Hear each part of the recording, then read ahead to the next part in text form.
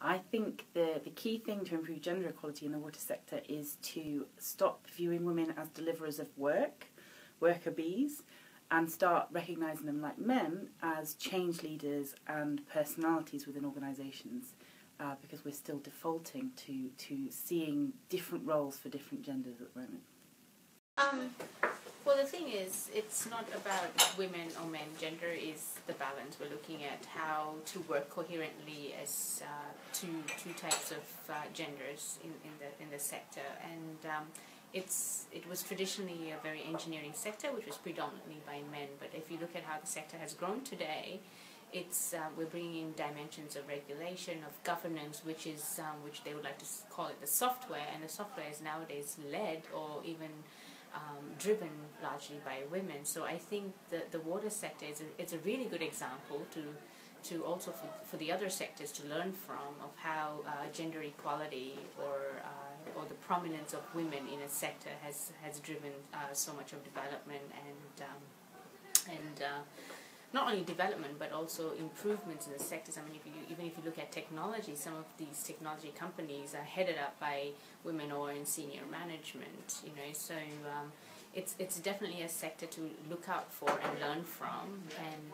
yes, it can do more. And I think this is where a lot of the work on capacity development comes into place. Is building the skills. And when we're looking at skills, is what kind of skills do we need for this sector? And as I said, it's perhaps oversaturated by the technical and the engineering. It's perhaps more on the softer side where women play a great role in. I think the water sector needs to rethink how we deliver access to safe drinking water. So essentially this is democratizing access to safe drinking water through technology.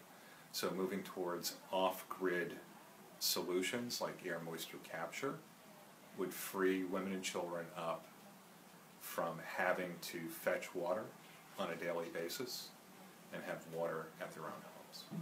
This is a great question.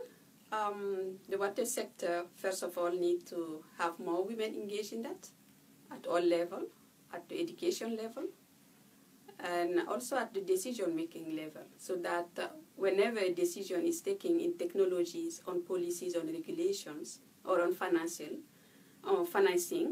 women and gender in general is taken into account, so that they know that what has been chosen in both policy, regulation, technology, and financing, that the interest is in the middle of these decisions. So it's what they can do at the education level, at the work sector level, and at the opportunities level also.